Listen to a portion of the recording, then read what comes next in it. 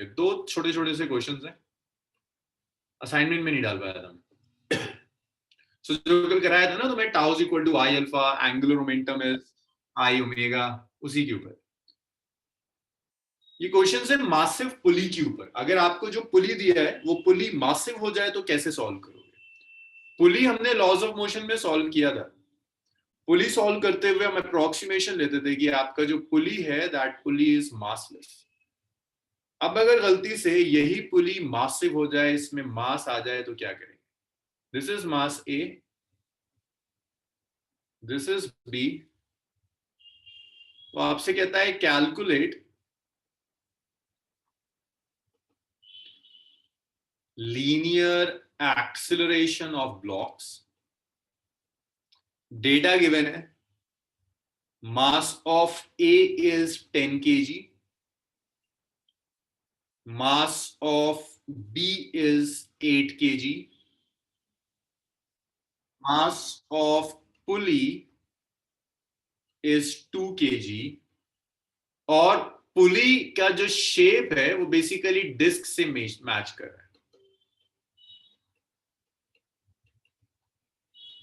That mean जब तुम moment of inertia calculate करोगे तो ये डिस्क का मोमेंट ऑफ इनर्शिया हो जाएगा। अब जिसे आप सॉल्व करने पर आएंगे तो सुनिए जरा, जब हमने लॉज ऑफ मोशन में पुली किया था तो पुली मासलेस होता था, पुली रोटेट नहीं करता था, बट अब आपका पुली रोटेट भी करेगा। तो पुली के रोटेट करने से देखिए क्या क्या इफेक्ट पड़ेगा। पहले मैं मासलेस पुली बता रहा हूं, जब मासलेस पुली किया था तो क्या क्या था? मासलेस जब पुली किया था तो दोनों साइड टेंशन सेम होती थी। ये करा था मासलेस पुली में कि दोनों साइड जो टेंशन होगी वो सेम होगी, बट अब दोनों साइड टेंशन चेंज हो जाएगी। यहां अगर टेंशन T1 है तो यहां टेंशन T2 होगी, तभी पुली रोटेट करेगा। तो मासलेस पुली जो लॉज ऑफ मोशन में था और मासिव पुली जो रोटेशन में दिया है, बहुत कॉमन क्वेश्चन है एनसीईआरटी का। यहां एक फर्क ये है कि टेंशन अलग अलग होंगी, तभी ये पुली रोटेट कर पाएगा। यहां टेंशन T1 और यहां टेंशन T2।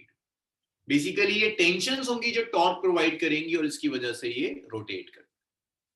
तो इसे सॉल्व करने का देखो आसान सा तरीका है। कौन सा ज्यादा दिया हुआ है? ए ज्यादा दिया है, तो ए नीचे जाएगा with an acceleration a, B ऊपर जाएगा with an acceleration a, pulley rotate करेगा with an angular acceleration alpha.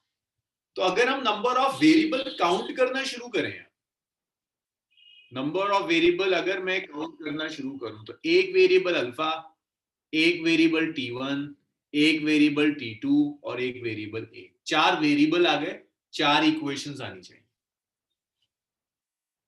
तो देखिए 4 इक्वेशंस लिखने का तरीका क्या है। आप मास ए का एफबीडी बना लीजिए। मास ए का वेट होगा mAg, मास बी का वेट होगा mbg।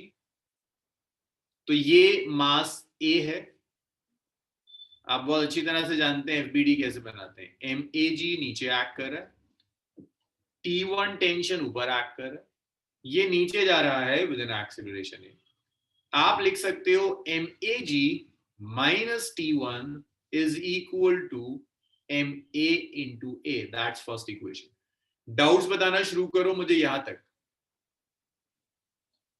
अनम्यूट कर दिया आप लोगों को, यहां तक डाउट्स बताइए मुझे। सही, जो घूम ये रोटेट करेगा पुली, तो ये कितना रोटेट कर रहा है?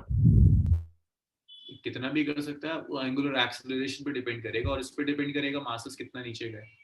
कितना रोटेट करेगा रशाद वो कंसर्न नहीं है, किस एंगुलर एक्सेलरेशन से रोटेट करेगा वो कंसर्न है। That is it. सर नहीं, ऐसा तो नहीं होगा ना, ये जो बॉक्स लगा हुआ है ये इतना रोटेट कर देगा कि बॉक्स अटक जाए ऊपर जाके? हो सकता है इतना कर जाए, लेकिन हम उस नौबत आने नहीं देंगे, उससे पहले सॉल्व करेंगे। हमें तब तक सॉल्व करना है जब तक वो रोटेट करना है। और बताइए मुझे डाउट्स और बताइए। सर ये किस डायरेक्शन में जा रहा है? ये देखो ये नीचे जा रहा है ना, नेगेटिव वाई एक्सिस, ये ऊपर जा रहा है। और ये कैसा है देखना जरा, इसे क्लॉकवाइज है एंटी क्लॉकवाइज है? क्लॉकवाइज। क्लॉकवाइज। तो पूरी क्लॉकवाइज रोटेट कर रहा है, ए नीचे जा रहा है, बी ऊपर जा रहा है। सर हमें एक्सीलरेशन तो गिवन नहीं है, तो फिर हमें वो निकालना पड़ेगा। बिल्कुल निकालना होगा, तभी मैं कह रहा हूँ 4 वेरिएबल, तभी मैं कह रहा हूँ 4 वेरिएबल। Okay sir. बी वाले मास पर आता है। तो जब मैं बी वाला मास लूंगा तो नीचे वेट एक्ट कर रहा है mBg, ऊपर टेंशन एक्ट कर रही है T2, ये ऊपर जा रहा है विद एन एक्सीलरेशन a। तो जब आप इसकी इक्वेशन लिखेंगे, सो दिस इज, अब यहाँ ऊपर वाला पॉजिटिव लेना होगा, इट्स T2। अच्छा, मैं यहाँ पर एक छोटा सा काम और कर रहा हूँ, मैं जो वैल्यूज पता है उसे तो रख दूं कम से कम, ताकि दिखे तो क्या क्या गिवन है। ये गिवन है ना, MA 10 गिवन है, इसे यहीं पर सब्स्टिट्यूट कर देते हैं।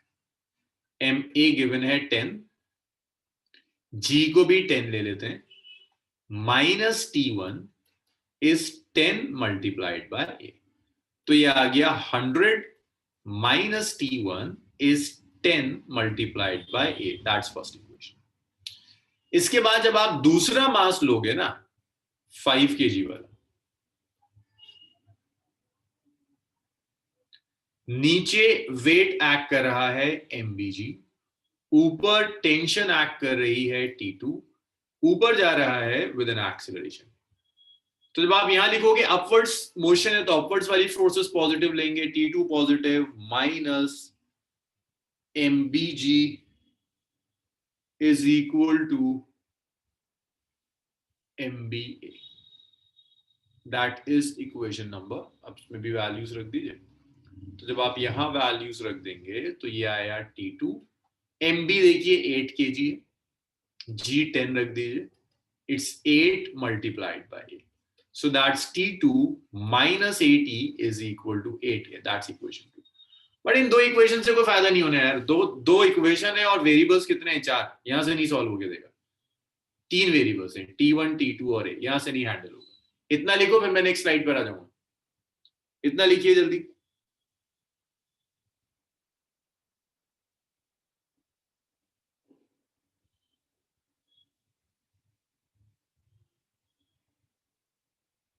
Done sir.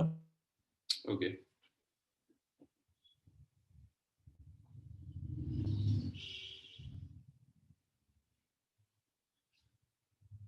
हमने अपवर्ड्स पॉजिटिव लिया हुआ है, डाउनवर्ड्स नेगेटिव।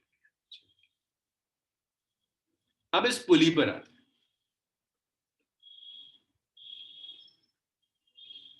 अब इक्वेशंस लिखते हैं इस पुली के ऊपर कि इस पुली के रोटेशन के लिए आप क्या क्या लिख सकते हैं। पुली पर 2 टॉर्क एक्ट कर रही हैं। अब पुली के लिए लिखते हैं, फॉर रोटेशन ऑफ पुली, पुली भी तो रोटेट कर रहा है ना।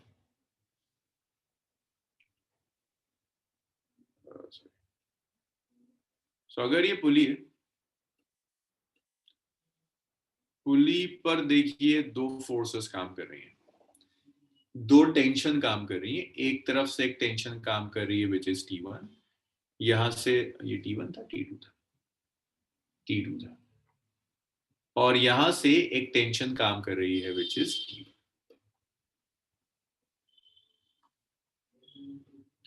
और ये रोटेट भी कर रहा है with an angular acceleration alpha. तो आप नेट टॉर्क लिख सकते हैं। भाई टॉर्क क्या होता है, perpendicular distance, torque into perpendicular force into perpendicular distance, perpendicular distance R होगा। अगर कल वाली प्रॉब्लम्स याद है, कल भी हमने एक डिस्क ली थी, फोर्स एक्ट कर रही थी, सो एक टॉर्क तो यहां एक्ट करेगी विच इज T1R, एक टॉर्क यहां से एक्ट कर जाएगी विच इज, और देखिए दोनों टॉर्क्स का डायरेक्शन अलग है, एक टॉर्क ऐसे एक्ट कर रही है, दूसरी टॉर्क ऐसे एक्ट कर रही है। तो एक T1R माइनस T2R, एक क्लॉकवाइज एक anti clockwise, which is equal to I alpha, moment of inertia multiplied by angular acceleration. तो आप R कॉमन ले लीजिए, ये आया T1 माइनस T2, और यहां से I मोमेंट ऑफ इनर्शिया, आप डिस्क का रिलेशन लिख दो, डिस्क का moment of inertia mr square by 2 alpha हो गया। अब यहां भी जो टर्म्स दी हैं उनकी वैल्यूज लिखना शुरू कर दीजिए। आपको रेडियस दिया है इस डिस्क शेप पुली का, अच्छा रेडियस गिवन नहीं है, रेडियस भी हटाना पड़ेगा। वैसे अगर मैं यहां से देखूं तो ये R से ये स्क्वायर कैंसिल हो जाएगा। सो ये मिल गया T1 minus T2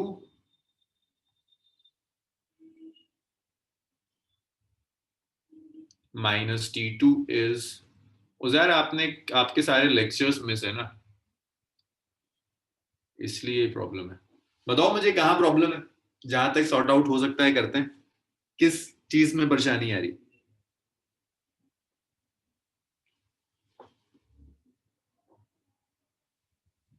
how is that? Exactly कहां परेशानी आ रही है बताओ?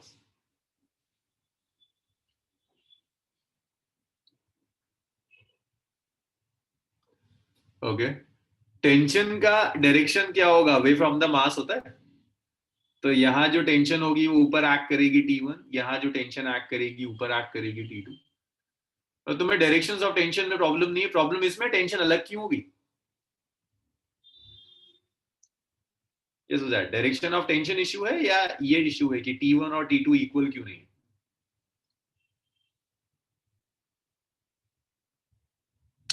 अगर ये दोनों इक्वल हो जाएं तो क्लॉकवाइज टॉर्क और एंटी क्लॉकवाइज टॉर्क इक्वल हो जाती। अगर मैं यहाँ लेकर चलता कि T1 और T2 इक्वल है, इसका मतलब क्लॉकवाइज टॉर्क और एंटी क्लॉकवाइज दोनों टॉर्क इक्वल होती। Yes sir. अगर ये दोनों टॉर्क इक्वल होती तो क्या ये व्हील रोटेट कर सकता है, डिस्क या पुली? No no sir. तो अगर वो कह रहा है कि ये रोटेट कर रहा है तो रोटेशन के लिए पॉसिबिलिटी यही है कि दोनों टॉर्क्स अलग अलग होनी चाहिए, और कुछ ऐसा है नहीं जो टॉर्क अप्लाई कर सकता हो। इसका वेट होगा but itself passing through the centre, तो इस वेट की वजह से तो टॉर्क जीरो आएगी। Okay sir. अब हो सकता है कि इस केस में कुछ ऐसी उसने स्पेशल कंडीशन दे दे कहीं कि T1 और T2 इक्वल होकर आ जाए, वो एक अलग कहानी हो सकता है कहीं आ रहा हो, लेकिन इन जनरल अलग अलग लेना चाहिए। Okay sir. अच्छा, अब इसके बाद M तो पता है, R इंटू अल्फा के साथ इश्यू है। R भी नहीं पता, अल्फा नहीं पता, एक और वेरिएबल बढ़ जाएगा।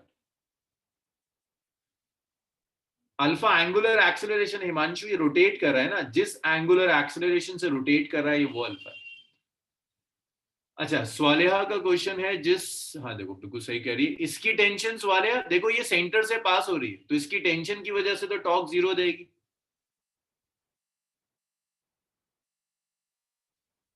शफक आप पिक्चर में तो नहीं कुछ गिवन होगा, आपको सोचना पड़ेगा। वो कह रहा है ये पुली रोटेट कर रहा है, जब वो कह रहा है पुली रोटेट कर रहा है दैट मींस क्लॉकवाइज और एंटी क्लॉकवाइज टॉर्क बैलेंस नहीं कर सकती। ये बैलेंस तभी नहीं कर सकती जब ये इक्वल नहीं होंगी। और टॉर्क अप्लाई कौन कर रहा है यहाँ? टेंशन अप्लाई कर रहा है। गिवन नहीं होगा, मतलब ये आपको लॉजिक है जब वो कह रहा है कि रोटेट कर रहा है। मेरी वॉइस ब्रेक कर रही है? No sir. No sir. आपकी आंसर हो। सो अब देखो ये आर और अल्फा प्रॉब्लम कर रहा है, तो शफक इसलिए ये दोनों टेंशंस आप ऐसे सोचोगे कि रोटेट कर रहा है, रोटेट तभी करेगा जब दोनों टॉर्क्स अलग अलग होंगी, दोनों टॉर्क्स अलग तभी हो सकती हैं जब दोनों टेंशंस अलग होंगी। नहीं सामिया, मैंने जस्ट जैसे रोटेट कर रहा है उस वाले सेंस को पॉजिटिव ले लिया, क्लॉकवाइज रोटेट कर रहा है इस सेंस को पॉजिटिव ले लिया, तो ये वाली टॉर्क पॉजिटिव ले ली, एंटी क्लॉकवाइज वाली नेगेटिव ले ली। ओके। अब यहां पर देखो R इंटू अल्फा कुछ दिख रहा है, कुछ लिख सकते हैं R इंटू अल्फा को? कोई बताएगा? कोई बताएगा मुझे R इंटू अल्फा को कुछ लिख सकते हैं? एक्सेलरेशन लिख सकते हैं। तो यहाँ इसको अगर मैं सब्स्टिट्यूट कर दूं तो T1 माइनस T2 आ गया m/2a, T1 माइनस T2 आ गया m। मास कितना है? पुली का मास कुछ गिवन था 2 kg, 2/2 into a। Sir r alpha is equals to a कैसे हुआ?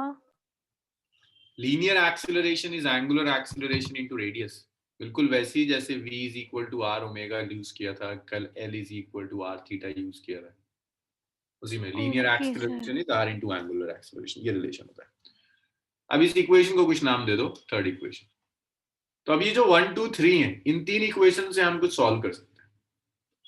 इक्वेशन नंबर 3 से a पता है ना आपको, आप एक काम कर दीजिए 3 को 1 और 2 में रख दीजिए बस। 1 में भी रख दीजिए और 2 में भी रख दीजिए। आपको निकालना है एक्सेलरेशन ही निकालना है, बिना टेंशन के तो आएगा नहीं। एक काम और कर सकते हैं ना, आपको a चाहिए।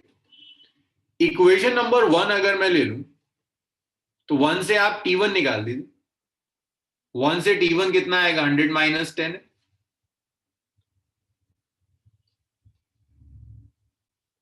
ये इक्वेशन 4 हो गई। 2 से T2 निकाल दीजिए। तो जब आप 2 से T2 निकालेंगे, T2 कितना आ जाएगा 80 प्लस 8A।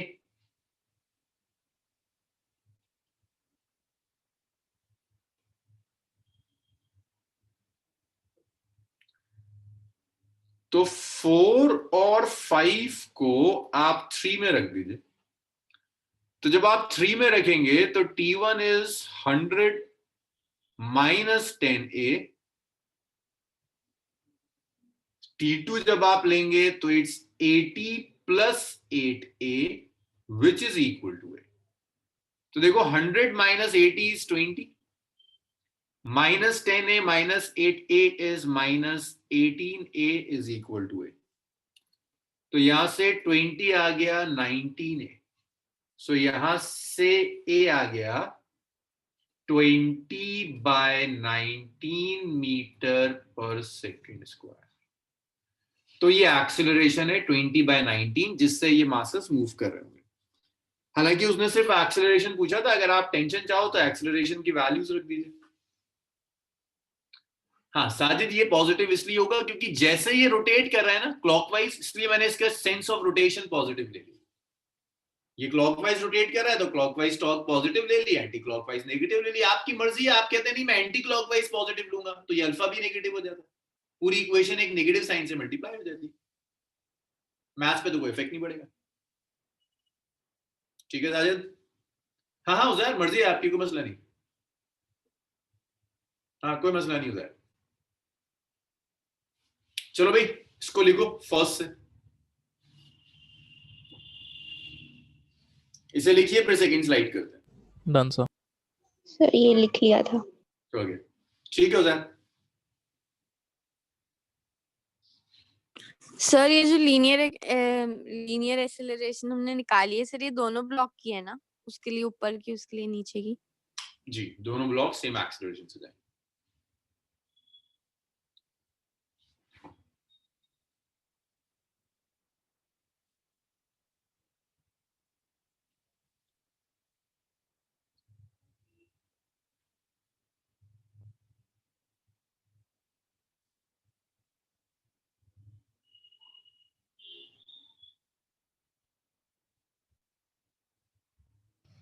सर एक्सेलरेशन 20/19 आ रहा है। जी जी एक्सीलरेशन 20/19। Okay okay. चलिए मैं नेक्स्ट स्लाइड पर आ जाऊं। Yes sir. Yes sir. तो देखो लॉज ऑफ मोशन में बड़ा आसान था। हाँ हमजा, सेम है सेम। टेंजेंशियली है जिसे मैं लीनियर कह रहा हूँ। लॉज ऑफ मोशन बड़ा आसान था कि पुली मासलेस है तो टेंशन सेम होगी, पुली मासिव है तो टेंशन अलग अलग हो जाएंगे।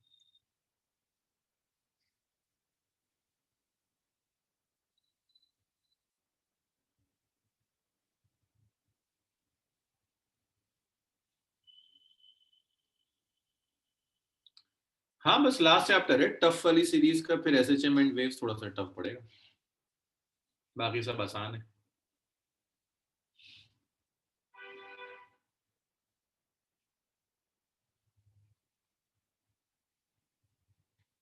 भाई इतना लिख लो तो बताओ मुझे। एक क्वेश्चन और है पुली वाला, ये भी कभी कभी आ जाता है, फिर हम कंजर्वेशन ऑफ एंगुलर मोमेंटम पर आ जाएंगे, आसान आसान चीजें करेंगे। सबका हुआ? शफाक, हिमांशु, हिमांशु का हो गया, Alina, Huda? Yes sir. Done sir. चलो डन सर। नेक्स्ट देखते हैं।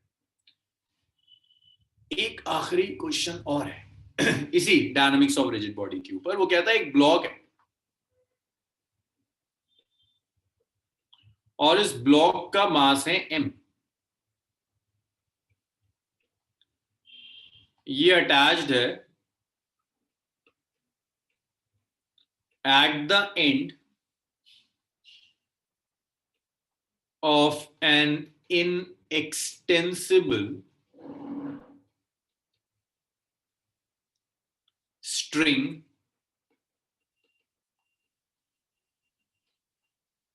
which is wound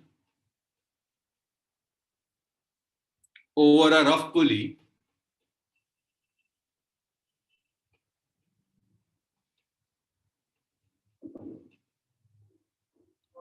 of mass capital M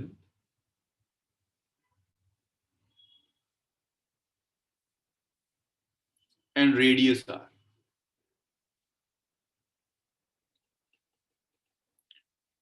Find acceleration of block when released.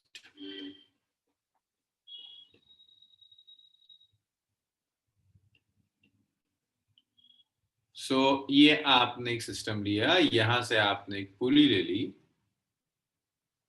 ये स्ट्रिंग से कनेक्ट करी, स्ट्रिंग को मास से कनेक्ट कर दिया, पुली घूम रही है तो स्ट्रिंग नीचे जाएगी विद एन एक्सेलरेशन, रेडियस इधर।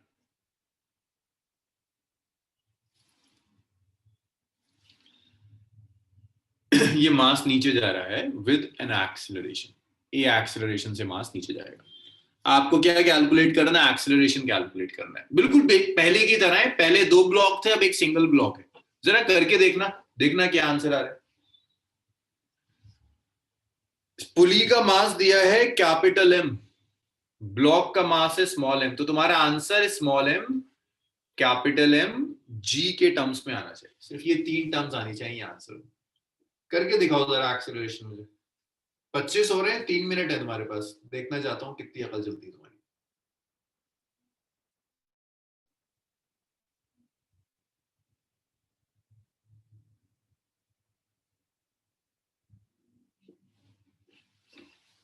करिए, सॉल्व कीजिए, 3 मिनट है पूरे, उसके बाद हम करेंगे conservation of angular.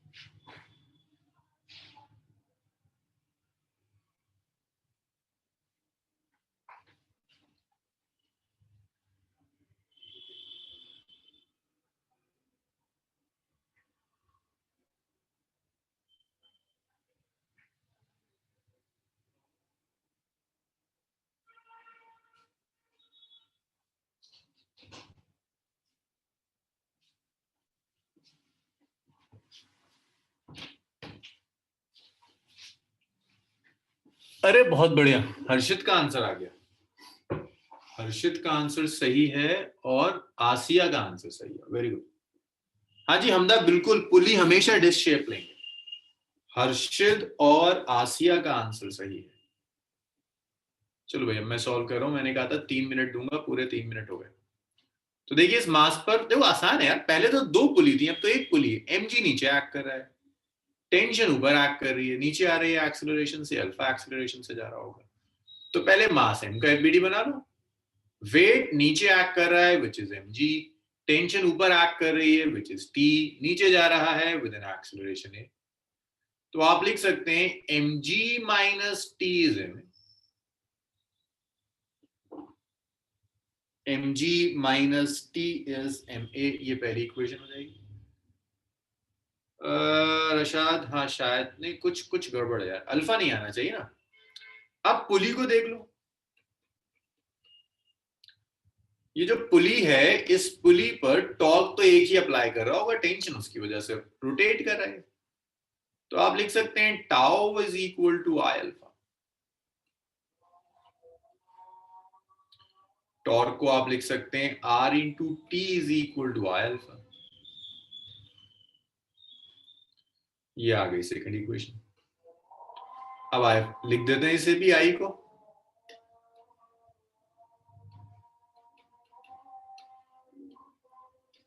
M R square by 2 alpha.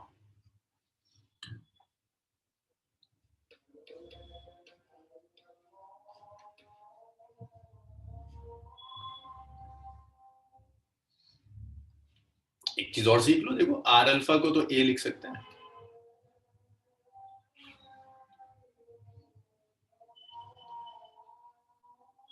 तो टेंशन आ गया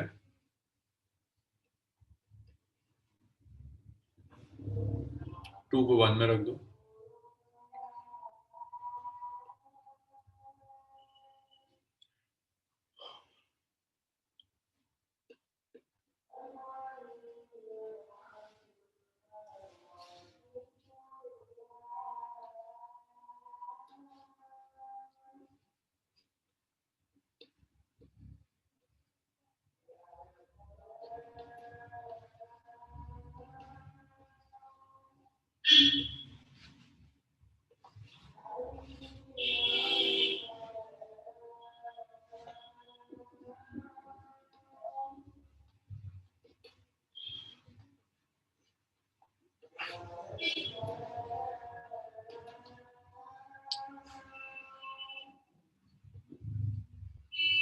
सुनो सुनो सुनो, गलत कर रहे हो तुम सब। 2 लोगों का सही था, खुदा का ठीका है।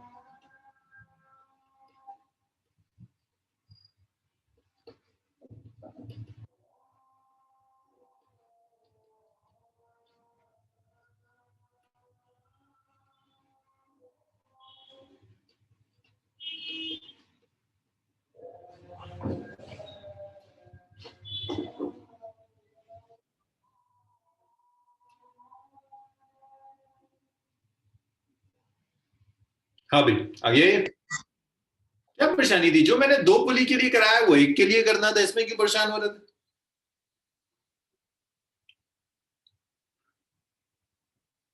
भाई हुआ ये सबसे, लिख लीजिए इसे। कंजर्वेशन ऑफ एंगुलर मोमेंटम पर आते हैं। Conservation of angular momentum discuss करते हैं। हाँ, काफी लोगों का सही आया था। हमदा का सही आ गया था, उसके बाद हुदा का सही था, और अलीना का भी सही आया था। yes.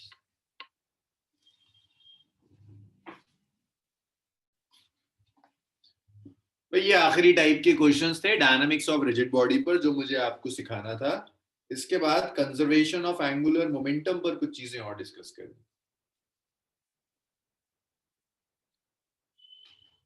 अच्छा, आपने हमजा ने कुछ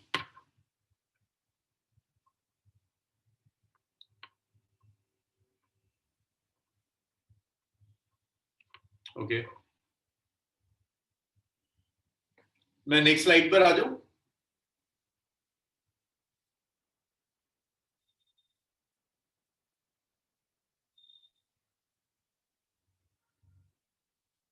चलिए इतना लिख लीजिए। फिर जरा कंजर्वेशन ऑफ एंगुलर मोमेंटम मैंने डिस्कस तो कर लिया था, कुछ आपको होमवर्क देना है उसमें और कुछ न्यूमेरिकल्स और डिस्कस करने हैं बस, फिर हम रोलिंग स्टार्ट कर देंगे।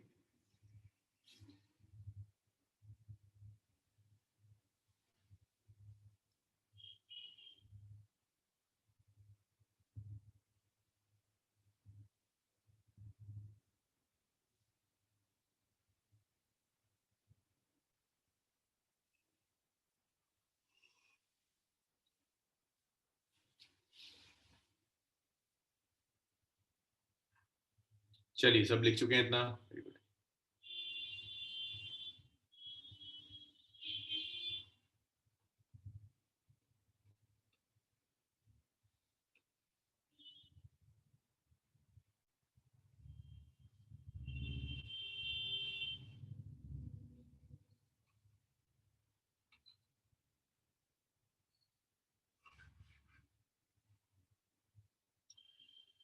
सो देखिए भाई, कंजर्वेशन ऑफ एंगुलर मोमेंटम, अभी जो कंजर्वेशन ऑफ एंगुलर मोमेंटम है ये हमने कल डिस्कस किया था कि अगर एक्सटर्नल टॉर्क 0 है, टाउ एक्सटर्नल इज 0, तो I1 ओमेगा 1 I2 ओमेगा 2 के इक्वल होगा। इसे मैंने ऐसे भी लिखा था I इंटू ओमेगा कांस्टेंट होगा।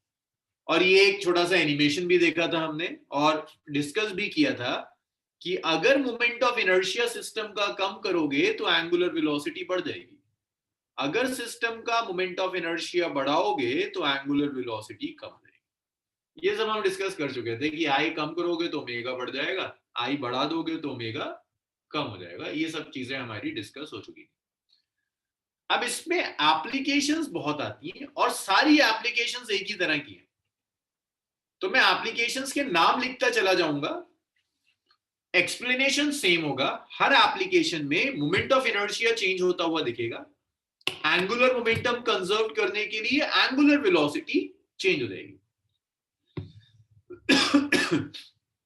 जैसे कल मैंने आपको एक एनिमेशन दिखाई थी, एक आदमी था उसके हाथ में वेट्स थे, तो इस एनिमेशन को डांसर में यूज कर लेते हैं। मैं सिर्फ नाम लिख रहा हूं, ये आपको होमवर्क होगा, एनसीईआरटी उठाओ, सारे स्टेटमेंट्स आपको मिल जाएंगे। मैं लिखने बैठ गया तो घंटों लग जाएंगे मेरे। ये आपको होमवर्क है, एनसीईआरटी उठाकर देखेंगे आप एप्लीकेशंस के लिए। भाई मुझे बताना, एक डांसर है, ये ऐसे रोटेट कर रहा है, इसके हाथ खुले हुए हैं और ये रोटेट कर रहा है with certain angular velocity omega. ये रोटेट करते करते हाथ फोल्ड कर लेता है। बताओ कि इसकी एंगुलर वेलोसिटी पर क्या फर्क पड़ेगा? सेम रहेगी, इंक्रीज हो जाएगी या डिक्रीज हो जाएगी? इसकी एंगुलर वेलोसिटी पर फर्क क्या पड़ेगा? इंक्रीज हो जाएगी सर, क्योंकि ये जब हाथ फोल्ड करेगा तो मोमेंट ऑफ इनर्शिया कम हो जाएगा। हमेशा सिस्टम का साइज कम हुआ तो मोमेंट ऑफ इनर्शिया कम हो गया, मोमेंट ऑफ इनर्शिया कम हो गया तो एंगुलर वेलोसिटी बढ़ गई, बहुत तेजी से घूमना शुरू कर देगा। ओमेगा 2 सर बहुत जो ये ज्यादा। इसका जो इसकी एंगुलर वेलोसिटी बढ़ेगी वो स्क्वायर में बढ़ेगी ना स्क्वायर मतलब सर, क्योंकि वो mr स्क्वायर होता है तो उस हिसाब से बढ़ेगी स्क्वायर के अकॉर्डिंग। हाँ ऐसे भी आप सोच सकते हैं, लेकिन सिर्फ mr स्क्वायर नहीं होता, 2/5 3/2 डिपेंड करता है बॉडी कैसी है। सर तो उसे कांस्टेंट नहीं मान लेंगे, जैसे m को कांस्टेंट मान लेते हैं? वो डिपेंड करता है ना शेप कैसा है, डिस्क का मोमेंट ऑफ इनर्शिया अलग है, स्फीयर अलग है, सिलेंडर अलग है, तो वहां से कांस्टेंट का फर्क आएगा। बट आर स्क्वायर आप सही कह रहे हैं, वैसी वेरी करेगी, चेंज करेगी ना, बढ़ जाएगी ग्रेटर। इसी तरह से रोटेटिंग डांसर की तरह कहता है टॉर्नेडो। वो टॉर्नेडो जो होता है, जो साइक्लोन की तरह घूमता हुआ आता है, टॉर्नेडो में कहता है जो सबसे इनर लेयर होगी उसकी वेलोसिटी सबसे ज्यादा होगी। तुम सोच सकते हो भाई, इनर लेयर का साइज सबसे छोटा होगा, मोमेंट ऑफ इनर्शिया सबसे कम होगा, तो वेलोसिटी ज्यादा होनी चाहिए एंगुलर वेलोसिटी। टॉर्नेडो की इनर लेयर की वेलोसिटी बहुत ज्यादा होती है। ऐसी वो आपसे कहता है कि अगर अर्थ श्रिंक कर दे तो एंगुलर वेलोसिटी पर क्या फर्क पड़ेगा? बढ़ जाएगी सर, बढ़ जाएगी, एंगुलर वेलोसिटी बढ़ जाएगी। श्रिंक करने का मतलब है साइज छोटा हो जाएगा। एक और है, ये थोड़ा इंटरेस्टिंग है कि अगर आइस कैप्स मेल्ट कर दें पोल पर, ये जो अंटार्कटिका नॉर्थ पोल और साउथ पोल पर आइस कैप्स हैं, अगर ये मेल्ट कर दें तो क्या हो? अगर नॉर्थ पोल और, हाँ सवाल है टॉर्नेडो वाला, मैं रिपीट कर देता हूं। टॉर्नेडो होता है ना, घूम रहा होता है। अब उस टॉर्नेडो की, अगर ये टॉर्नेडो है, ऐसे कुछ घूमता हुआ टॉर्नेडो बन रहा है, इसकी जो इनर मोस्ट लेयर होगी ना, उस इनर मोस्ट लेयर का साइज सबसे छोटा है, इनर मोस्ट लेयर का मोमेंट ऑफ इनर्शिया सबसे कम होगा, तो इनर मोस्ट लेयर की एंगुलर वेलोसिटी सबसे ज्यादा होगी। Angular velocity of innermost layer is maximum। जो भी innermost layer होगी उसकी angular velocity maximum आएगी। सवाल है? जी जी बिल्कुल बिल्कुल, जो कोनिकल शेप है ना, ये वाला, ऐसे जो टॉर्नेडो घूमता है, ये जो है ना, ये कोनिकल शेप, तो इसके अंदर वाली जो लेयर होगी ये वाली, इसकी मल्टीपल लेयर्स होती हैं टॉर्नेडो के अंदर ना। टॉर्नेडो अगर ऐसा है तो एक आउटर लेयर होगी, एक इनर लेयर होगी और अंदर लेयर होगी। जो सबसे अंदर लेयर होगी उसकी एंगुलर वेलोसिटी सबसे ज्यादा होगी। हाँ, अब देखते हैं कि एंगुलर वेलोसिटी पर फर्क क्या पड़ेगा। तो जब आइस कैप्स मेल्ट करेंगे तो बस आपको ये सोचना है कि अर्थ के मोमेंट ऑफ इनर्शिया पे क्या फर्क पड़ेगा। देखो आइस कैप्स जब मेल्ट करेंगे ना तो अभी जो भी मास है आइस का वो सिर्फ एक जगह कॉन्सेंट्रेटेड है, नॉर्थ पोल पर। लेकिन आइस कैप्स जैसे ही मेल्ट हो जाएंगे वो हर जगह डिस्ट्रीब्यूट हो जाएगा, साइज बढ़ जाएगा आइस का। दोबारा कह रहा हूं मैं, जब आइस कैप्स हैं, आइस है सॉलिड एक जगह है, नॉर्थ पोल और साउथ पोल। आइस सिर्फ यहां पर है, ये है आइस कैप और ये है आइस कैप, नॉर्थ पोल और साउथ। अगर ये मेल्ट कर गए तो ये आइस वाटर बन गई, वाटर तो स्प्रेड आउट हो जाएगा। जब वाटर स्प्रेड आउट हो गया तो मोमेंट ऑफ इनर्शिया बढ़ जाएगा। सो आई बढ़ जाएगा तो एंगुलर वेलोसिटी कम हो जाएगी, अर्थ के रोटेशन की एंगुलर वेलोसिटी कम हो जाएगी। तो ये कॉमन कंसेप्चुअल क्वेश्चंस हैं जो आपसे पूछ लेता है। और भी मतलब मैं आपको लिमिटेड करा सकता हूँ, कुछ भी बना दे, कुछ भी दे दे, वो एंगुलर मोमेंटम, बस ये देखना है कि साइज के साथ क्या फर्क पड़ रहा है, मोमेंट ऑफ इनर्शिया पे क्या फर्क पड़ रहा है। मोमेंट ऑफ इनर्शिया कम हो रहा है तो एंगुलर वेलोसिटी बढ़ जाएगी। थर्ड वाला फिर बता दो। तो इसमें आई कैसे बढ़ा? देखो मोमेंट ऑफ इनर्शिया होता है ना mr स्क्वायर। Yes, अगर मास मान लीजिए एक्सिस है, बिल्कुल एक्सिस के पास मास रखा है तो आर कम होगा, मास एक्सिस से दूर चला जाए तो आर बढ़ जाएगा। जब आइस है तो सारा मास एक्सिस पर है, आई बहुत कम। जब आइस मेल्ट कर कर वाटर बन जाएगा तो ये मास स्प्रेड आउट कर जाएगा। सर बट शेप भी तो चेंज होगा ना साथ में। हाँ, जो भी शेप आएगा, दूर तो चला गया ना एक्सिस से, इफेक्टिव मोमेंट ऑफ इनर्शिया तो बढ़ जाएगा। अब इसे मैं कैलकुलेट नहीं कर सकता कि शेप क्या होगा, लेकिन लॉजिकली ये जरूर देख सकते हैं कि एक ही जगह मास था, स्प्रेड आउट कर गया तो ऑब्वियसली मास तो सेम रहा, स्प्रेड आउट कर गया तो मोमेंट ऑफ इनर्शिया बढ़ गया। हाँ हिमांशु, अगर अर्थ श्रिंक हो जाता है, साइज छोटा हो जाता है अर्थ का, तो मोमेंट ऑफ इनर्शिया कम हो जाएगा, क्योंकि मोमेंट ऑफ इनर्शिया अर्थ के रेडियस पर डिपेंड करता है। Earth is a sphere, moment of inertia कम हो गया तो एंगुलर वेलोसिटी बढ़ जाएगी, तेजी से घूमना शुरू कर देगा। ठीक है हिमांशु, चलिए इतना लिख लीजिए, फिर कुछ क्वेश्चंस देखते हैं जो इसके ऊपर पूछे जा सकते हैं आपसे। Done sir. चलो गुड, बाकी लोग भी जरा नाम लिख लो जल्दी जल्दी। Done sir. ओके, एक क्वेश्चन था कंसेप्चुअल सा था, ये मोमेंट ऑफ इनर्शिया को और काइनेटिक एनर्जी को जुड़वा देते हैं। हाँ चलो भाई नेक्स्ट। सर हाँ लीना, सर सैटरडे को एक्स्ट्रा क्लास है क्या? अभी डिस्कस करते हैं बच्चे लास्ट में, वो डिपेंड करेगा कि मुझे सैटरडे जरूरत है या नहीं है, आज मैं कहाँ छोड़ पाऊँ उसको।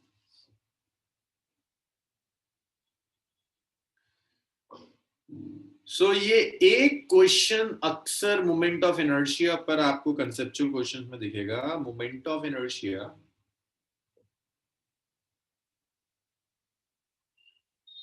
Moment of inertia of two rotating bodies A and B are equal. नहीं इक्वल नहीं, सॉरी इक्वल ही हो गया तो क्या बनेगा। आई ए दिया है और आई बी दिया है, और ये भी दे दिया कि I A greater than I B, and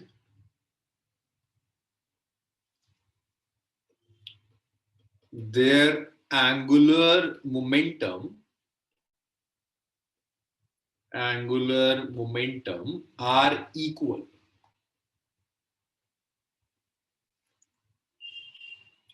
Which one has greater kinetic energy?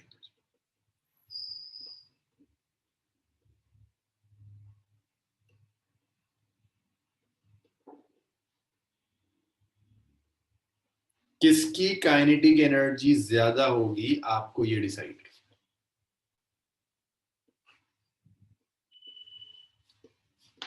सो देखिए ये थोड़ा आसान काम है, आप काइनेटिक एनर्जी का एक्सप्रेशन लिख लीजिए। हाफ आई ओमेगा स्क्वायर, ये होता है। ए की काइनेटिक एनर्जी लिखिए I A omega A square. Angular momentum equal है, तो काइनेटिक एनर्जी को ना एंगुलर मोमेंटम में कन्वर्ट करने की कोशिश करते हैं। तो उसको मैं ऐसे लिख सकता हूं, मैं आई ए से न्यूमरेटर और आई ए से डिनोमिनेटर मल्टीप्लाई। तो ए की काइनेटिक एनर्जी देखिए आगे, half I A into I A is IA square omega A square divided by I. I into omega is angular momentum. So A की एनर्जी आ गई हाफ A का angular momentum square by I। ऐसे ही आप B की kinetic energy लिख सकते हैं half B का angular momentum square divided by I। ये बताइए यहां तक क्लियर है? Yes, sir. Kinetic energy of A by kinetic energy of B, it's half LA square by IA divided half LB square by IA। Half से half cancel हुआ, LA square से LB square cancel हुआ, क्योंकि देखो भाई LA और LB equal है, क्या रहा angular momentum same.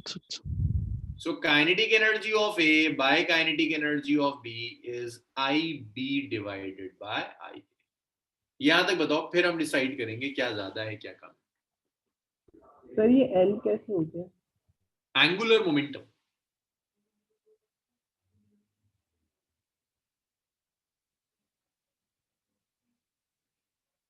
Angular momentum I omega, angular momentum which is I omega. अब देखिए यहां तक क्लियर है सबका? Yes, sir. बड़ा काम नहीं कर रहा। अब अगर यहां तक क्लियर है तो देखो, वो आपसे कहता है कि आई ए ग्रेटर देन है आई बी से। आप ऐसे कहिए भाई आई बी लेस देन है आई ए से, एक ही तो बात है। तो आई बी बाय आई ए, भाई छोटी क्वांटिटी को बड़ी से डिवाइड करोगे तो 1 से कम आएगा। तो तुम इसको ऐसे लिख दो, kinetic energy of A by kinetic energy of B is less than 1। Kinetic energy of A is less than kinetic energy of B. A की काइनेटिक एनर्जी बी की काइनेटिक एनर्जी से कम होगी। ये सारी कहानी। सर ये लास्ट वाला एक बार फिर से बता दीजिए। ये देखिए, उसने कहा है आपसे ए का मोमेंट ऑफ इनर्शिया बी से ज्यादा है, इसका मतलब बी का मोमेंट ऑफ इनर्शिया इससे कम। आई बी बाई आई ए अगर मैं लूंगा, भाई ये कम है ये ज्यादा है, तो रेशियो तो लेस देन बनाएगा। अगर मैं तुमसे कह रहा हूँ 2 को किसी ऐसी चीज से डिवाइड करो जो 2 से ज्यादा है, तो लेस देन बनाएगा। अब के ए बाय के बी आई बी बाय आई ए था, आई बी बाय आई ए लेस देन 1 आया, तो आप लिख सकते हैं के बाय के बी लेस देन 1 होगा, के ए इज लेस देन के। ए की काइनेटिक एनर्जी बी की काइनेटिक एनर्जी से कम है। और बताइए मुझे। चलो वेरी गुड, इतना लिख दो, फिर नेक्स्ट आते हैं।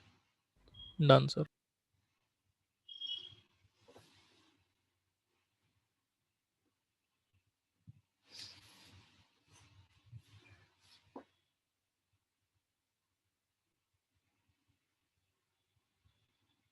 ताकि सवालिया मैं एंगुलर मोमेंटम ला पाऊं कहीं से। मुझे पता था ना एंगुलर मोमेंटम इक्वल, इसलिए मोमेंट ऑफ इनर्शिया से डिवाइड किया। देखो यहाँ स्क्वायर बन गया ना एंगुलर मोमेंटम का, नहीं करता तो स्क्वायर नहीं बन पाता।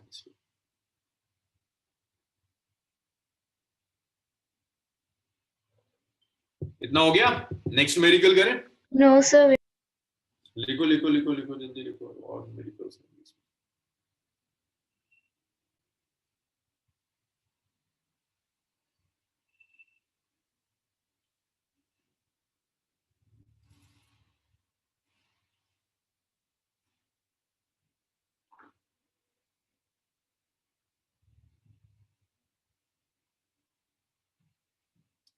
सर इसका कोई ऑल्टरनेटिव वे भी हो सकता है?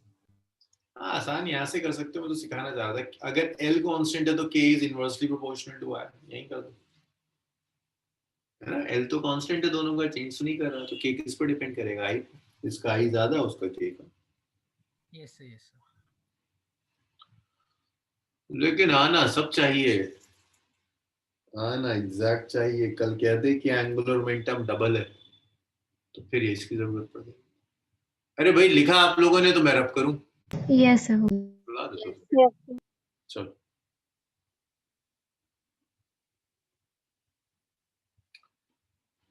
तो ये नेक्स्ट कह रहा है कि अर्थ रोटेट करते करते श्रिंक हो जाता है, shrink to 1/64 of its original volume.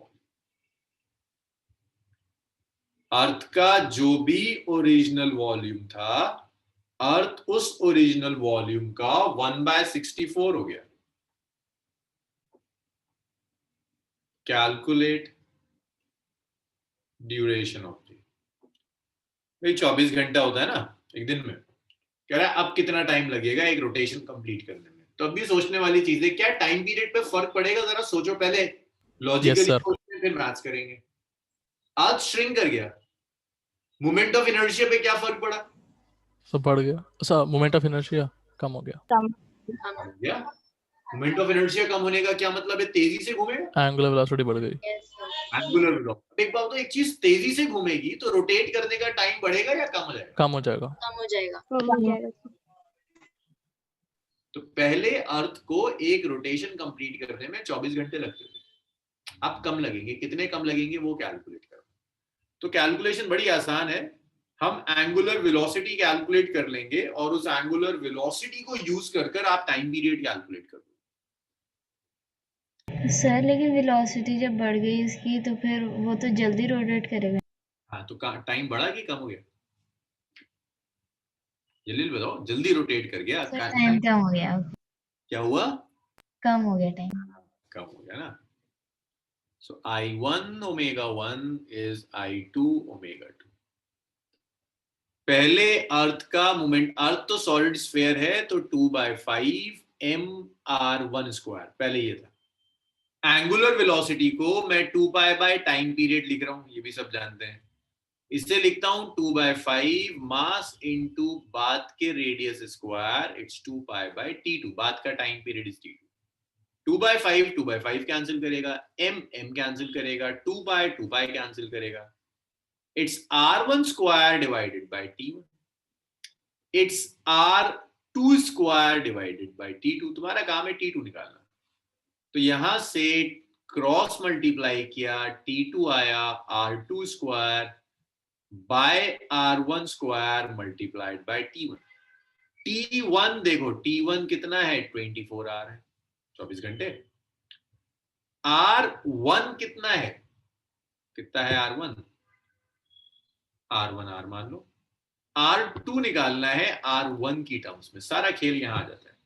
तो तुम ऐसे निकाल सकते हो कि V2 जो है वो V1 का 61/64 है। क्या रहा है ना, 1/64 श्रिंक कर गया। अर्थ स्फीयर है, वॉल्यूम होगा, इसको मैं कुछ कहता हूं फर्स्ट इक्वेशन, फिर सब्स्टिट्यूट कर देंगे, इसे सेकंड कह देते हैं। 4/3 पाई R2 cube 1/64 of V1.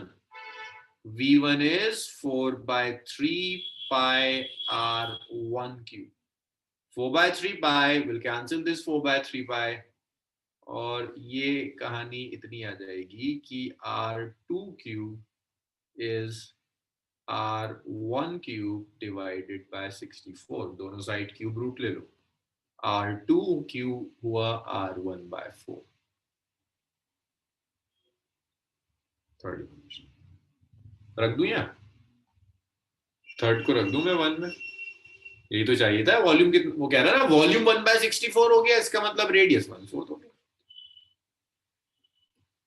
T2 is R2 which is R1/4 का square, R1 square into T1। तो T2 आया R1 square by 16 into R1 square by T1। तो भाई अर्थ का टाइम पीरियड T1/16 टाइम्स रह गया। T1 कितना था? 24/16। देखो रशाद का सही आ रहा है 1.5 आर। 1.5 घंटे में दिन रात दोनों हो जाएंगे। 24 घंटे से गिरकर 1.5 घंटा रह जाएगा अगर अर्थ इतना श्रिंक कर गया। इसमें डाउट बताओ मुझे, तो बताओ क्या क्या परेशानी आ रही है।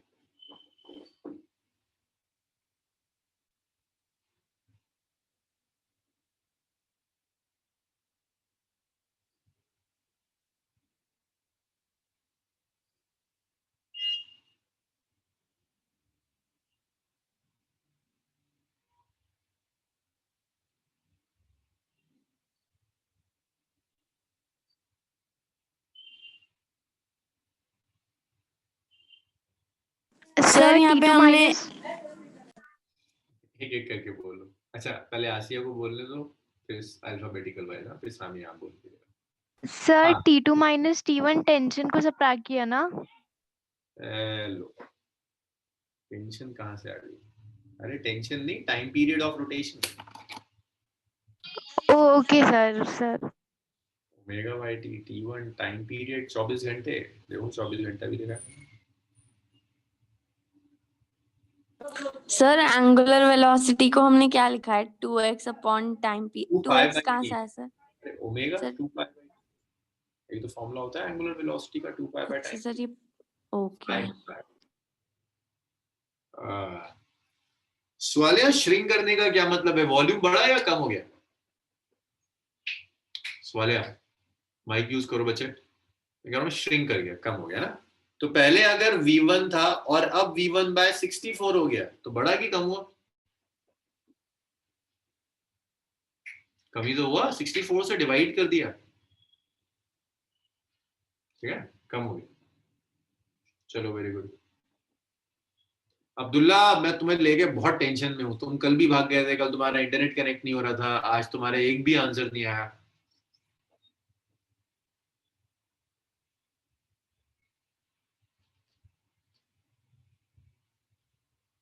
हमजा परेशान मत हो, अभी तो और है, अभी बहुत है इसमें, अभी तो न्यूमेरिकल्स बहुत है। थ्योरी में भी अभी तो आपने अलग अलग पढ़ा है, रोटेशन अलग पढ़ा, ट्रांसलेशन अलग पढ़ा, कंबाइन करोगे तो और कहानियां बाकी हैं।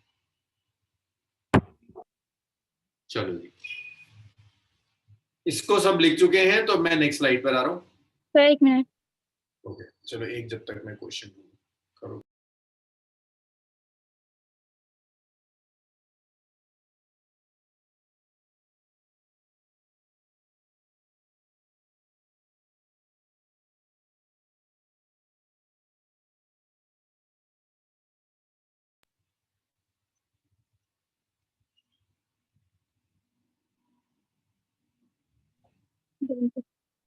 अच्छा अब यार ये बड़ा लंबा क्वेश्चन है, तुम मेहनत कर पाओगे बहुत ज्यादा। लिखो जल्दी जल्दी, लिखना साथ में मेरे।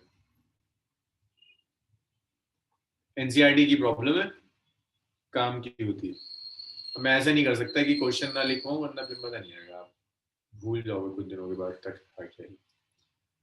A man stands on a rotating platform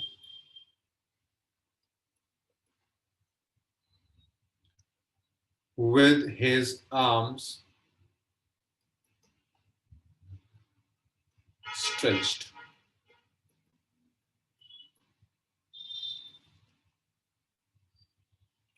Horizontally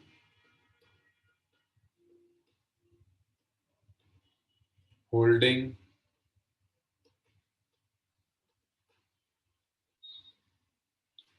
5 kg weight in each hand.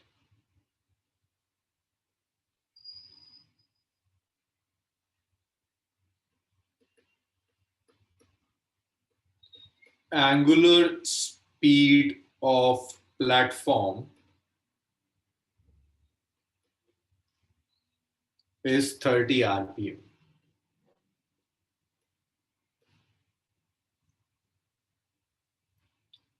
The man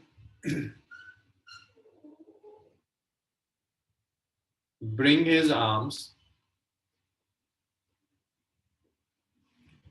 close to his body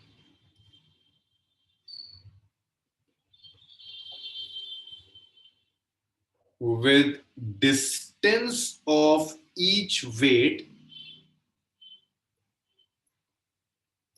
from axis changing from 90 centimeter to 20 centimetre. तो यहां तक की कहानी पढ़कर ये समझ में आ गया होगा कि मोमेंट ऑफ इनर्शिया कम कर रहा है तो angular velocity, the moment of inertia of man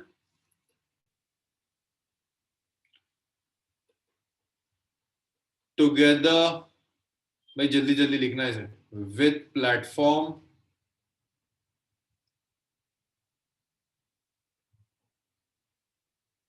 may be taken to be constant and is equal to 7.6 kg meter square. Calculate his, अच्छा दो पार्ट्स हैं फिर, new angular speed,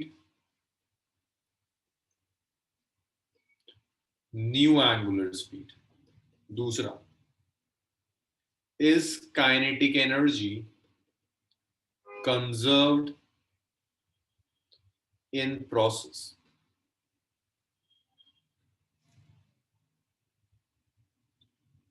If not,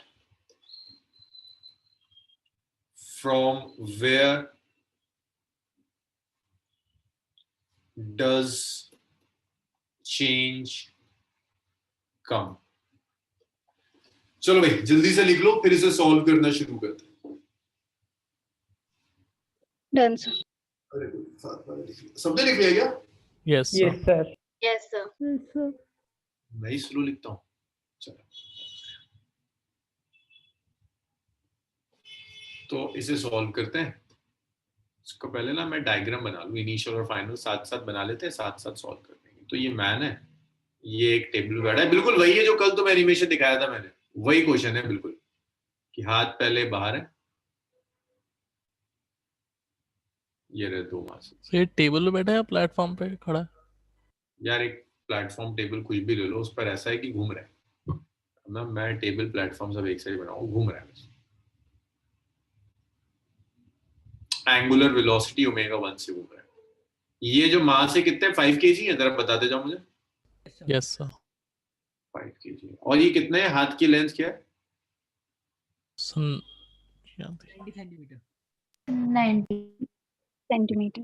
1 metre के हाथ में 90 सेंटीमीटर। तो अभी initially, ये इनिशियल है ना, फिर फाइनल ड्रॉ करेंगे।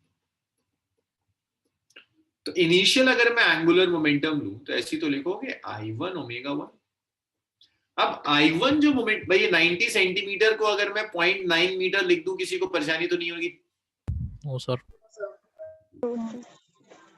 तो ये जो टोटल मोमेंट ऑफ इनर्शिया, इसे आप ऐसे लिख सकते हैं, mass is 5 kg, separation 0.9, 5 into 0.9 का स्क्वायर, प्लस इसका भी निकालो 5 into 0.9 का स्क्वायर, प्लस मैन और इसका मोमेंट ऑफ इनर्शिया दिया हुआ है अलग से, कितना है?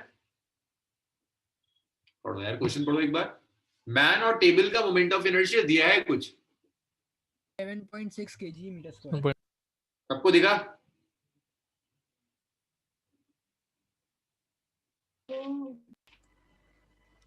ये ना? Yes sir. कहाँ गया? नहीं ये थोड़ी ना था, ये ओमेगा 1। ओमेगा 1 भी दिया है, देखो ओमेगा 1 भी दिया है, 30 आरपीएम। अरे आरपीएम है तो यार बाद में देख लेंगे कन्वर्जन, आरपीएम भी रहने देते, याद रखना आरपीएम था, 30 आरपीएम था। It's my first equation. लिख दूं मैं यहाँ कहीं, हम भूल जाए बाद में, ओमेगा 1 इज 30 आरपीएम, क्योंकि ओमेगा 2 भी आरपीएम में है। इसमें परेशानी है? No sir. बिल्कुल नहीं। सर ये 0.9 के स्क्वायर क्यों किया?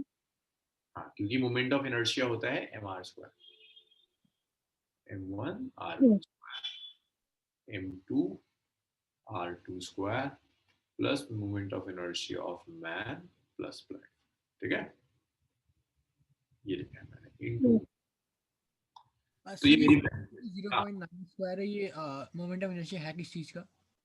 ये जो हाथ में इसके मासेस है ना, उन मासेस का मोमेंट ऑफ इनर्शिया। मैं दोबारा कह रहा हूँ, सेंटर से एक एक्सिस जा रहा है, पहले इसके हाथ में जो 5 किलो का मास है, इसका मोमेंट ऑफ इनर्शिया लिया, इस 5 किलो के मास का मोमेंट ऑफ इनर्शिया लिया एक्सिस के अबाउट, और मैन का अपना और प्लेटफॉर्म का ही रहा, तो एक मास का दूसरे मास का मोमेंट ऑफ इनर्शिया प्लेटफॉर्म का मल्टीप्लाइड बाय एंगुलर वेलोसिटी। बताओ भाई हुआ? हाँ हमें ये कैसे पता कि वो mr स्क्वायर ही होगा या फिर कोई जैसे 1/2 mr स्क्वायर से कुछ भी नहीं होगा? हाँ, ऐसे पता चलता है कि अगर एक पॉइंट मास है, उसका moment of inertia mr square होता है, डिस्क का half mr square.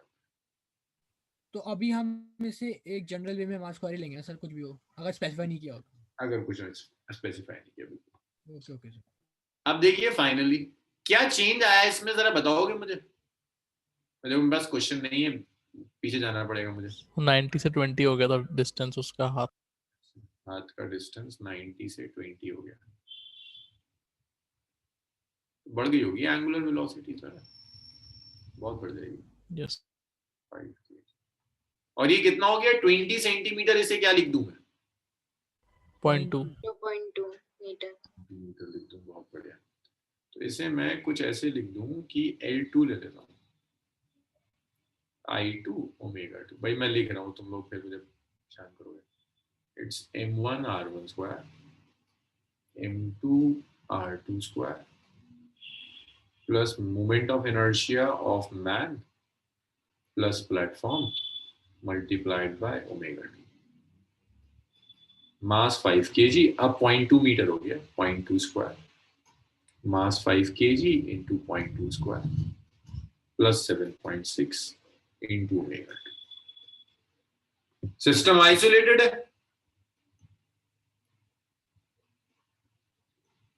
Angular momentum change थोड़ी ना हो जाएगा, L1 L2 के इक्वल रहेगा। L1 है 5 इंटू 0.9 स्क्वायर, 0.9 स्क्वायर। भाई मैं इसकी फाइनल वैल्यू चीटिंग करके लिख दूंगा, मैं इसको पूरा नहीं सॉल्व करूंगा किसी हाल में।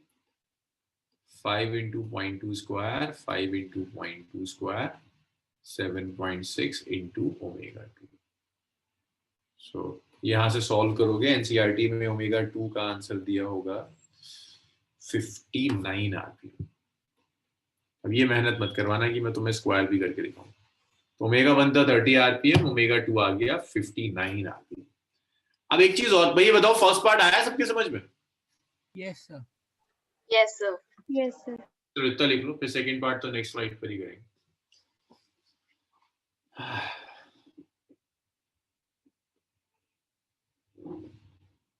अरे गुड अब्दुल्ला। सर अगर ये आइसोलेटेड सिस्टम नहीं होता तो वो क्या लैंग्वेज लिखता? कहता है एक्सटर्नल टॉर्क एक्ट कर रही है, फ्रिक्शन है, बताओ क्या आएगा। ओके फिर ओके। कुछ डेटा देता तुम्हें कि कितना चेंज आया एंगुलर मोमेंटम। सर ये क्वेश्चन में गिवन है। क्या सर क्वेश्चन में गिवन है ये आइसोलेटेड सिस्टम है।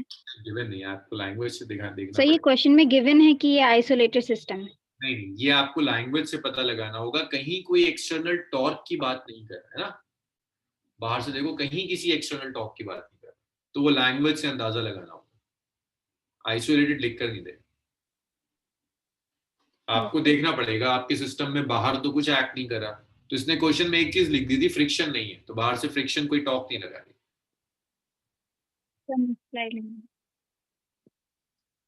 चलिए सेकंड पार्ट करें। Sir wait.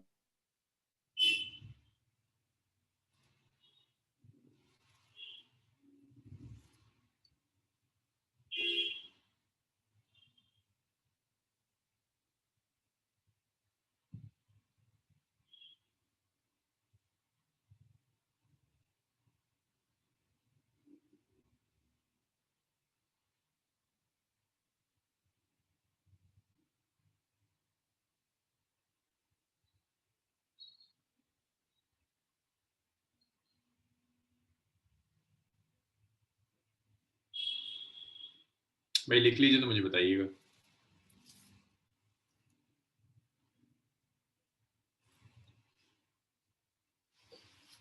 Done sir. Yes sir done. अगर मैं काइनेटिक एनर्जी कैलकुलेट करूं, जरा बताओगे काइनेटिक एनर्जी कैसे आती है? Half M omega square.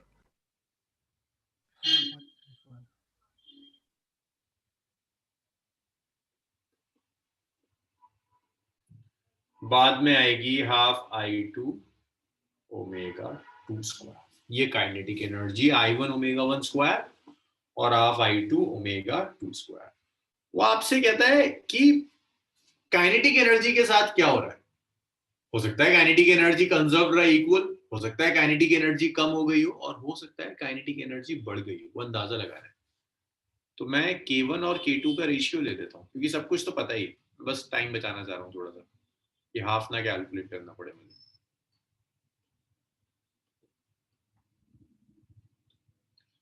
या रेशियो भी क्यों ही लें, फायदा तो है इससे, कैलकुलेट ही कर। हाफ I1 क्या था, 5 इंटू 0.9 का स्क्वायर प्लस 5 इंटू 0.9 का स्क्वायर प्लस 7.6, ये था ना इनिशियल मोमेंट ऑफ इनर्शिया।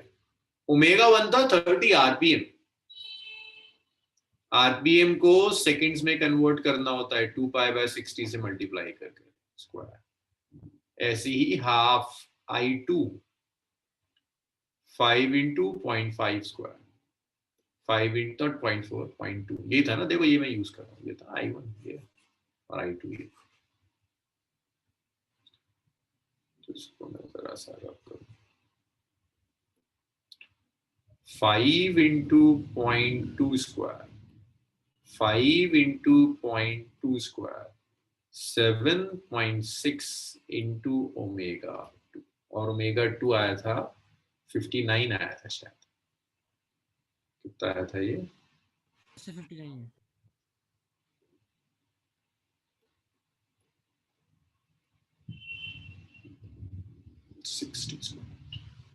जब आप इसे सॉल्व करोगे, मुझे तो आंसर्स याद है यार, हर साल का काम है। तो K1 ग्रेटर देन K2 आएगा, आप करके देखना कैलकुलेट ना, sorry K1 greater than K2, K2 बाद वाली एनर्जी पहले वाली से ज्यादा आएगी, K2 ग्रेटर देन K1। तो कैसे पता लगाओगे कहाँ गई एनर्जी, एक्स्ट्रा कैसे आ गई? अगर K2 ग्रेटर देन K1 आया तो एक्स्ट्रा एनर्जी आ रही है। मैं दोनों के ही आपको एक्सप्लेनेशन बता देता हूँ, क्योंकि क्वेश्चंस में दोनों ही चीजें हो सकती हैं। एक्स्ट्रा एनर्जी आई कहां से, कोई बता सकता है? अगर कंजर्व्ड रहती तो मेरे समझ में आता, लेकिन फाइनल एनर्जी इनिशियल से ज्यादा हो रही है, कहां से आई? सर क्योंकि उसने रेडियस कम कर लिया इसलिए। एनर्जी कहां से आई? एनर्जी एनर्जी में कन्वर्ट होती है। तो बेसिकली उसने जब हाथ फोल्ड करे ना, तो उसने कुछ मैकेनिकल वर्क डन, वो मैकेनिकल वर्क डन भी एनर्जी में कन्वर्ट हो गया। तो basically mechanical work done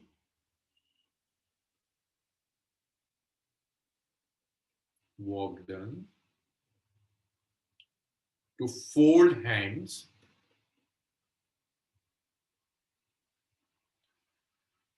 gets converted into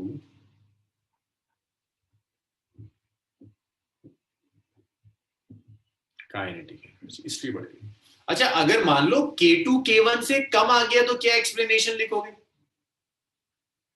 भाई मैकेनिक्स खत्म हो जाती है रोटेशन पर आकर, आप सीख गए अब सब कुछ, अब तो सोचना है। सोचो जरा सा, अगर कम आती तो क्या लिखते, कहां गई? सही यूटिलाइज हो गई। कहां यूटिलाइज हो गई? वेस्ट हो गई, घूमने में, उसके रोटेट होने में। अरे रोटेट होने में थोड़ा ना वेस्ट हो जाएगी, तो हमेशा काइनेटिक एनर्जी की रहेगी।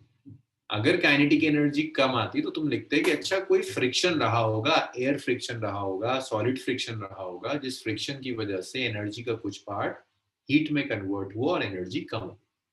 लेकिन फ्रिक्शन कुछ दिया नहीं, तो इसकी चांसेस नहीं है। चांसेस इसी के कि आपकी एनर्जी ज्यादा आ जाएगी।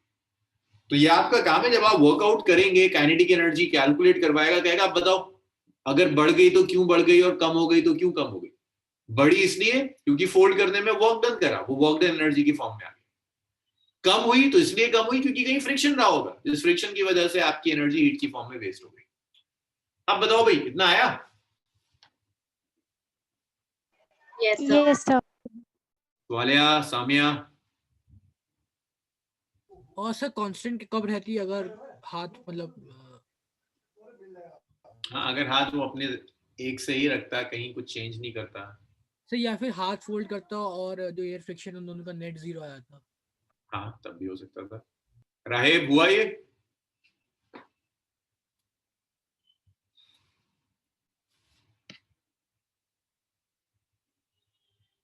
आज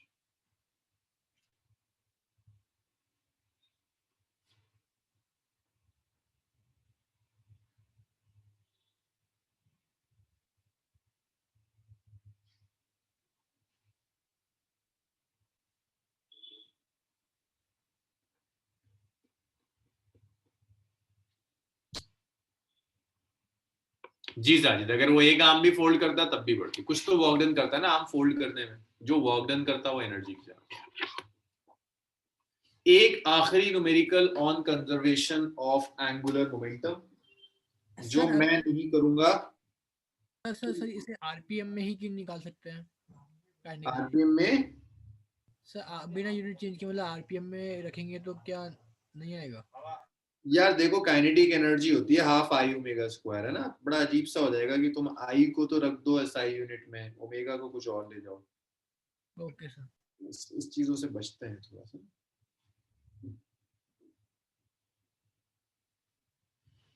चलो भाई, एक नेक्स्ट लिख रहा हूं मैं, नेक्स्ट क्वेश्चन। ये तुम करके दिखाओगे मुझे, बस ये तुमने कर दिया, मैं समझ गया तुम्हें कंजर्वेशन ऑफ एंगुलर मोमेंटम आ गया।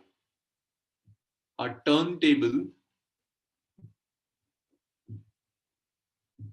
turntable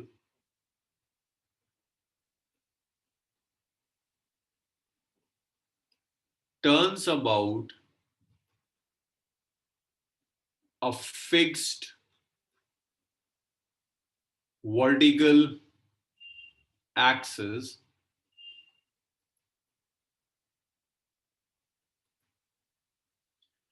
making one revolution in 10 seconds. The moment of inertia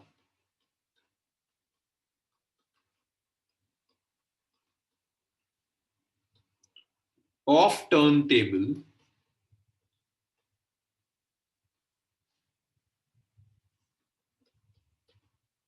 about axis is 1200 kg meter square. A man of 80 kg initially standing at the center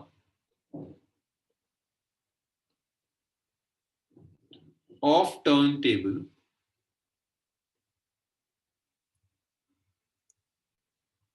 runs out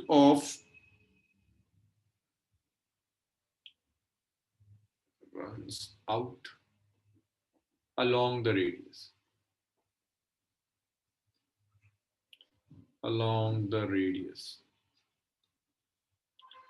What is the angular velocity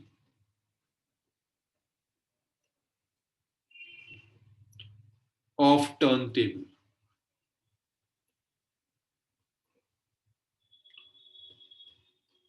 when man is 2 metre from the centre? Question खुद पढ़ो और solve करने की कोशिश करो, और जिससे नहीं समझ में आ रहा क्वेश्चन पढ़ के मुझे बताए, फिर मैं एक रफ स्केच बना के दिखा दूंगा। लेकिन डायग्राम गिवन नहीं है, आपको खुद पढ़ना है। सो ये रन्स आउट अलोंग का क्या मतलब हुआ? मतलब चलो फिर मैं समझा ही दूं। चलो देखो, इसका मतलब ये है कि ये टेबल है ना, टेबल घूम रही विद सम एंगुलर वेलोसिटी जो कुछ गिवन होगी।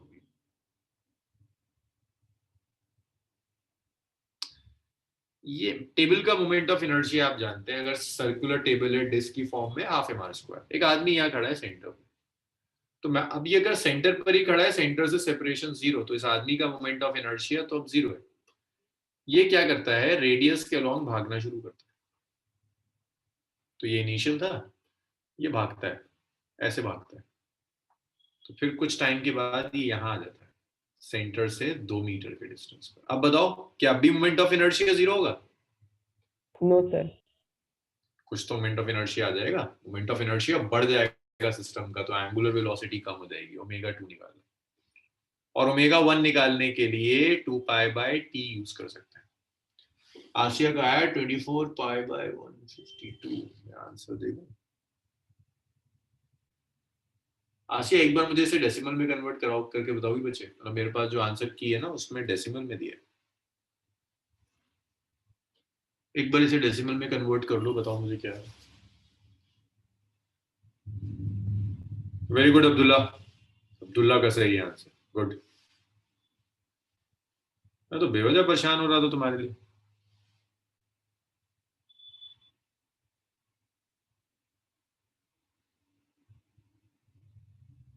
गुड आसिया, सही आ रहा है।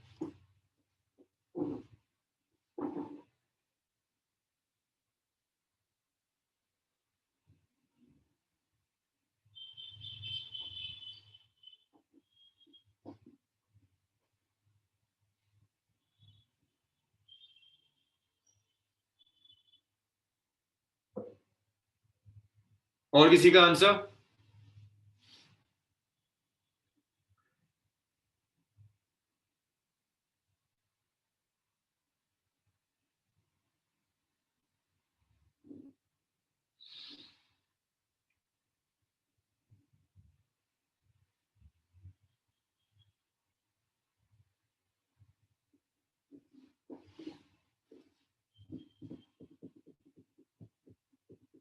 सर ये लास्ट क्वेश्चन था ना? Last question.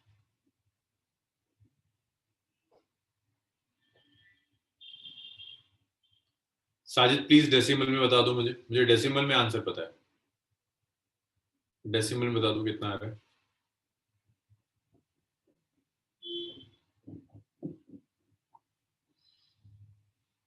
Very good Hamza, सही आंसर है, गुड।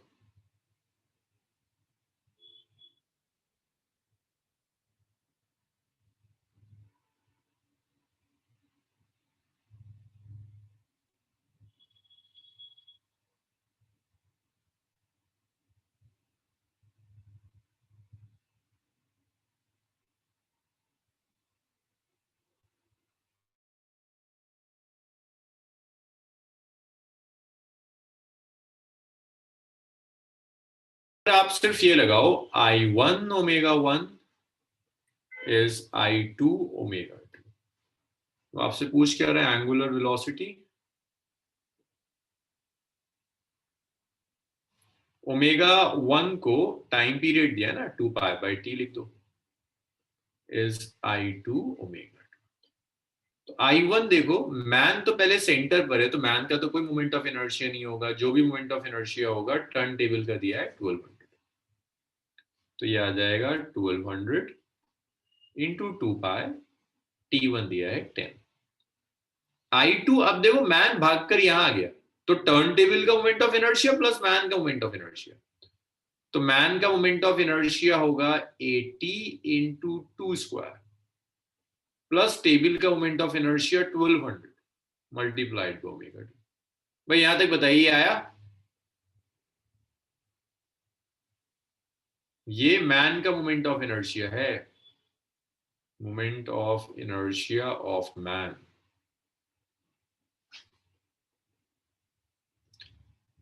तो अगर इसको मैं सॉल्व कर दूं, देखो ये कैंसिल हो गया, ये आ गया 240 पाई, ये आ गया 320 प्लस 1200 इंटू ω2।